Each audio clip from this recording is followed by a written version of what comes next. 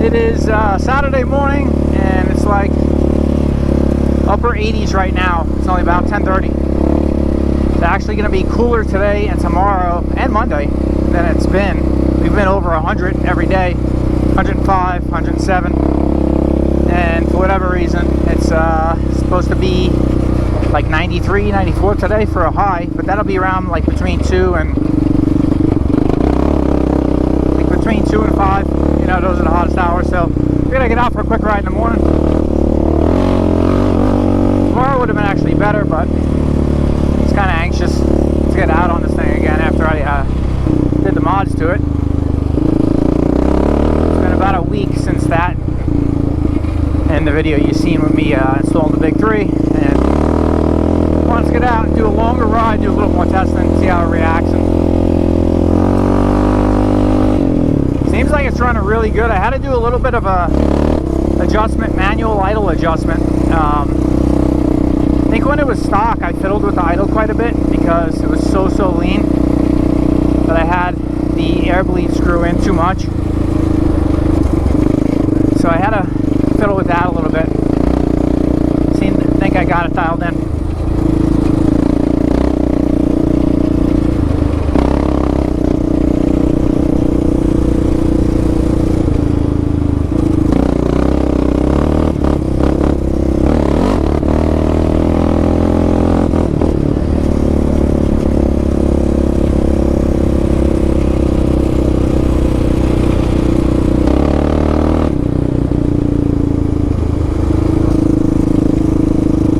It is loud, man. She barks.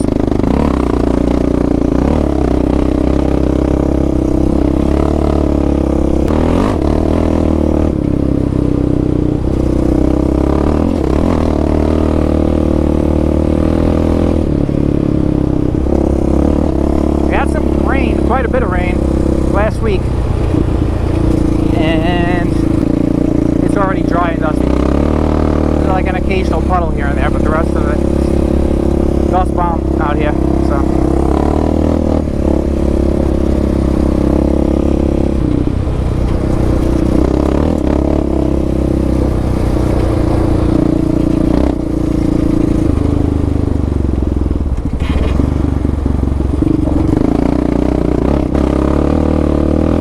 Definitely got to get some better tires next for this thing. Stock tires, just really no traction. It'd probably be good if you had like to go to the if you're riding in really sandy conditions, because they're very light and you can get a lot of RPM, wheel spin. But for like hard pack and like the harshness of this, they kind of stink.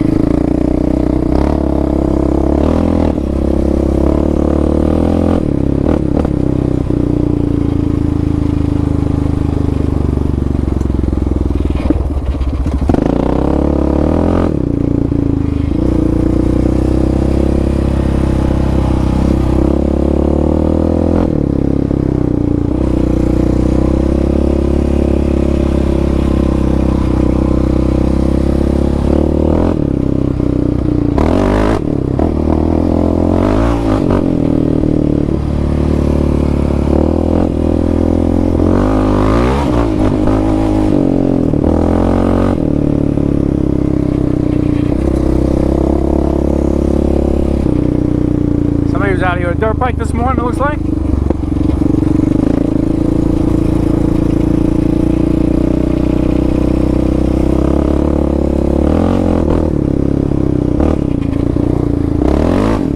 Woo!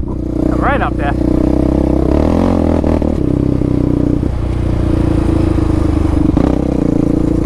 Yeah, the front end definitely is a lot lighter with the power mods, for sure, than stock.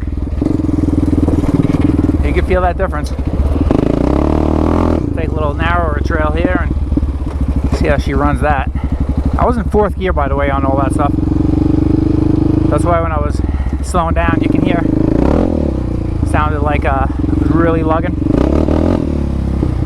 I forgot, this is the wrong trail.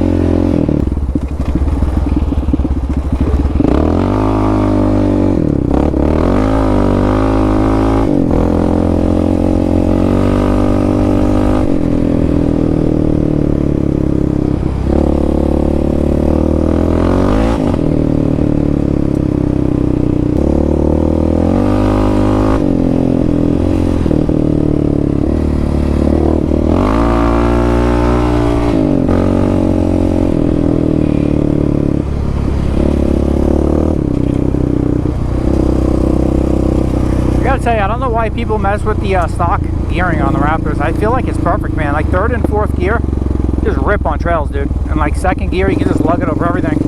Like I'm in fourth gear still here. I just don't see the need to change the gearing. Unless you want to get more top speed and you want to do something a little taller. But to lower the gearing, I think it's crazy because first gear and second gear is already shorter. And the Raptor runs better at lower RPMs rather than, you know, higher RPM. That's how the motor is designed. So for average trail riding, I think stock gearing is spot on. I've never had an issue with it.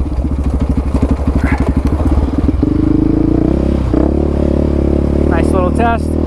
Slowing down hard there, and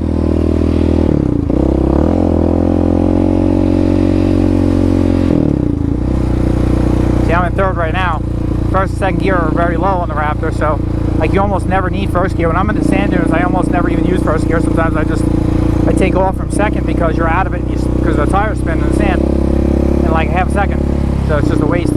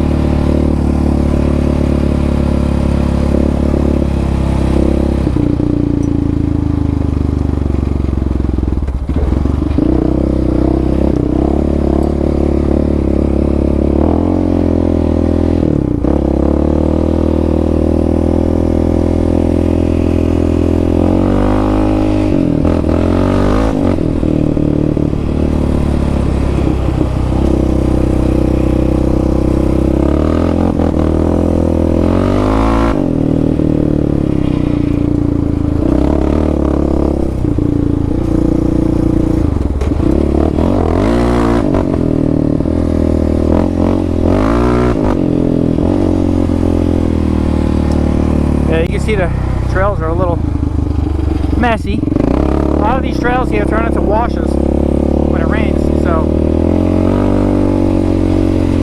water just runs down them, so they get pretty messed up and rutted. And if the water's not running down them, it's running across them, so you get a lot of those cuts in the trail.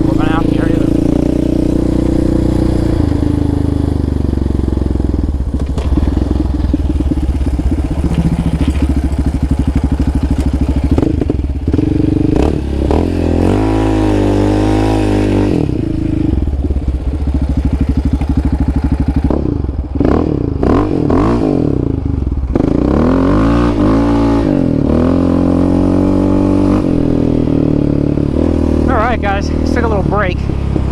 It's starting to get warm. Actually, it feels not too bad when you are riding. As soon as you come to a stop, man, she is toasty.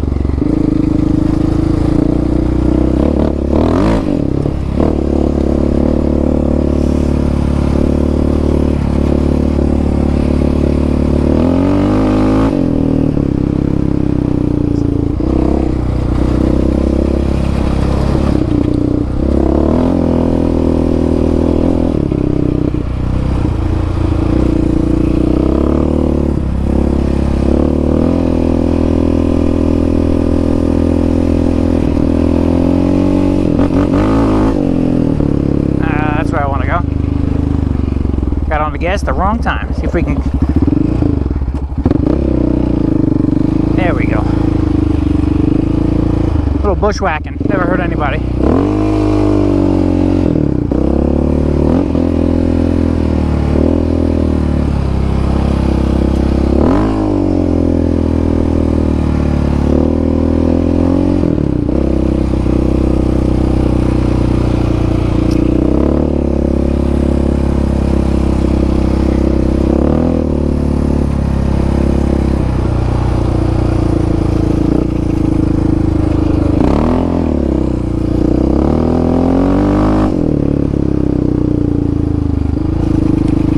I love how now with the tune I get on the pipe, you know, really get on it, and then when I let off, it's not popping and banging.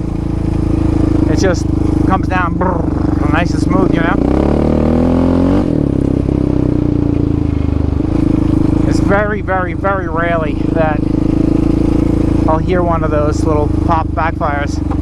It's usually just like completely off the gas, going slow. It was just, you know, you're just really on it. But like if you like really rev it out, then bring it back down, doesn't is nothing. I mean, for a one shot, sending the ECU out, flashing it, getting it back, pretty close to being spot on, I would say. I mean, it's the same way with the power commander. Honestly, you get a flash from somebody, and it's not going to be perfect unless you actually get your machine on the dyno. So I'm pretty happy with the way it is. I think I got the idle, like just off idle, little blip squared away, it seems.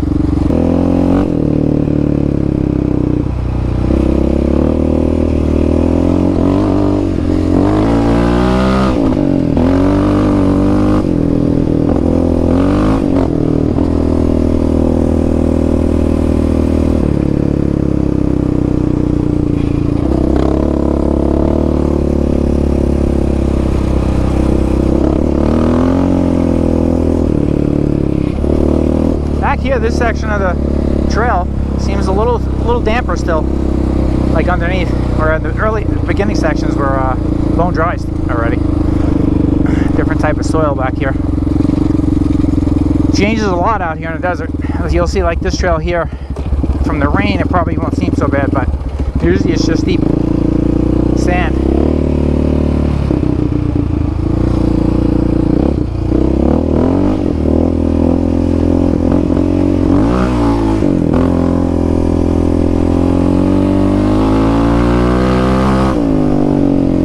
She just comes down, nice.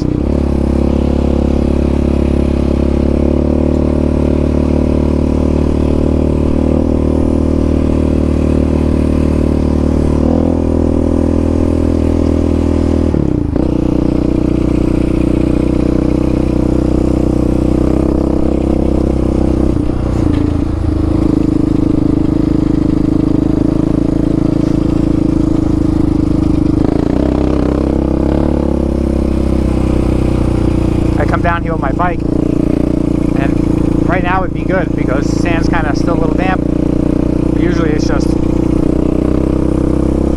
fighting it the whole length of the trail. It's all sand.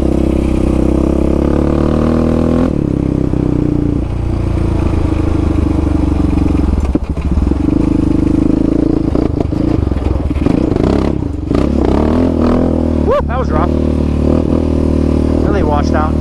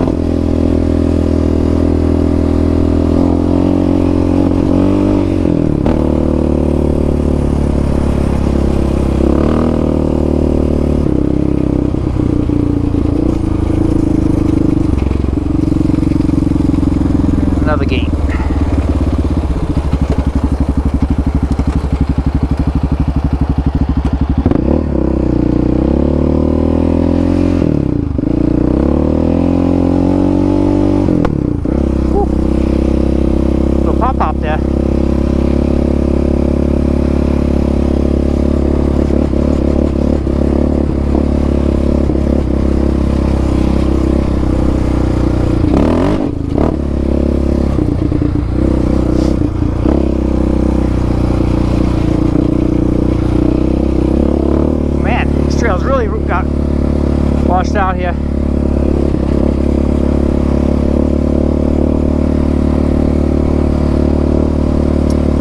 Just every 2 feet there's water running across. Wash it out. Get all these divots.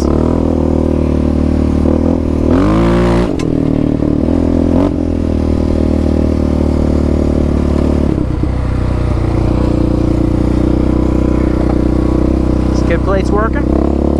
Very nice.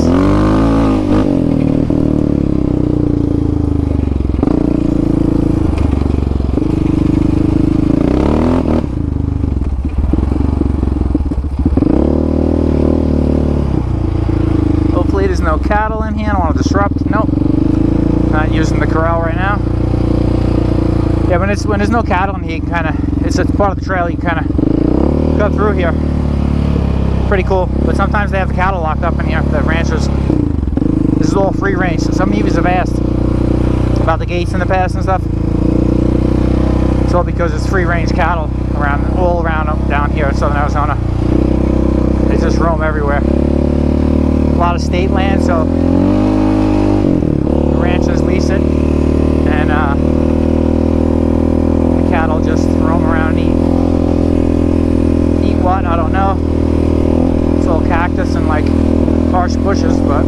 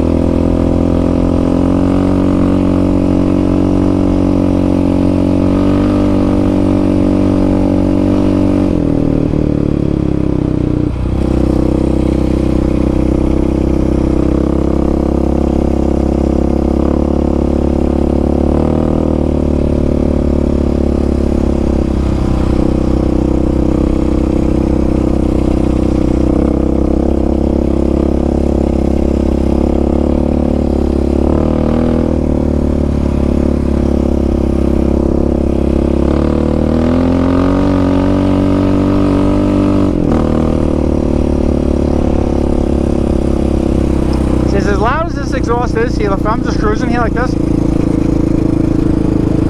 it's not that loud at all, it's fairly quiet, but when you get on it, it's just really loud. When I start this thing up in the garage, if I even touch the gas, the walls are shaking in the house.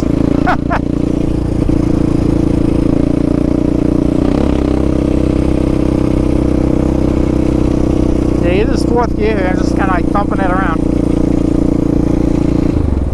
Oh, I'm sorry, I'm in fifth gear. Look at that. Fifth gear.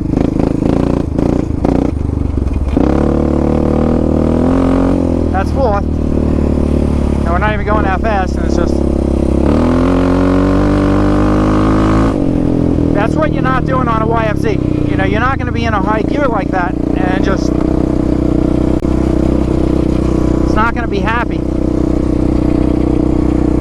Wants to be revving out all the time.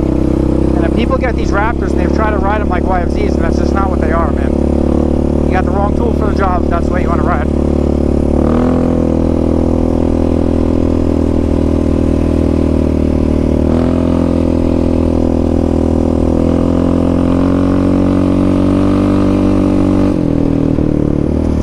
It makes power in just such a different way. Like the torque right off the bottom on these things are like getting like 35 foot-pounds of torque like right off idle. It's just where like the 450s, you got to rev them out to get the power.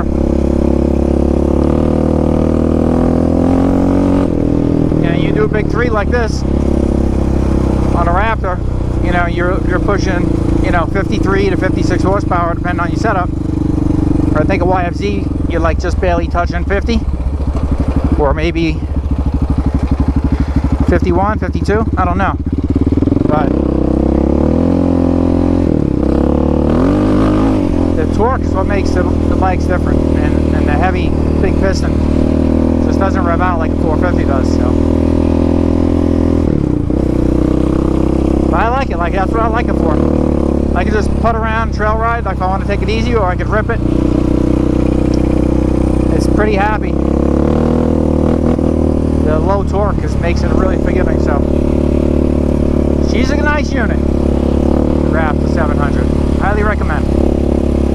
If you don't have one, you should get one. Even if you have a 450, it's nice to have the Raptor. You still got all the power, and you can go kind of ride it a little bit more lazy with it. Nice tandem to have, I would think.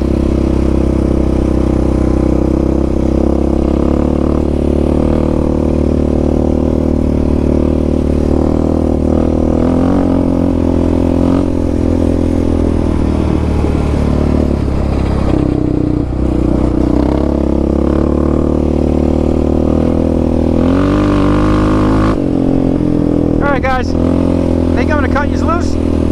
Appreciate you tagging along with me. I'm going to finish this loop, head back home, and then take the family out, get them out of the house. It's been so hot, it's hard to do anything, so we will catch you guys on the next one. So get out there, ride safe, peace out.